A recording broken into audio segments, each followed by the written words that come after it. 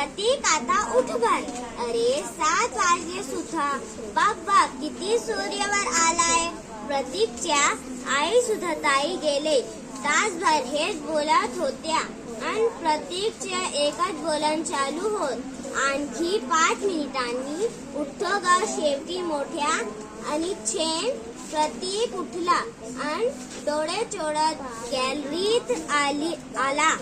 बाहेरचे प्रसन्न वातावरण पाहून त्याला उत्साहाचे पंखच फुटले. तोंड धुवून त्याने दूध घेतले. आई जरा फिरून येतो ग म्हणत निघालाही.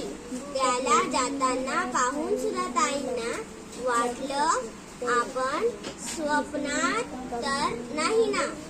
प्रतीक छान शीड घालतच घोटणाऱ्या पक्ष्यांची हळूवार संवाद साधत निघाला.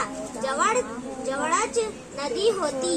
प्रतीकच्या मनात विचार आला, खरंच ही नदी किती सुंदर आहे.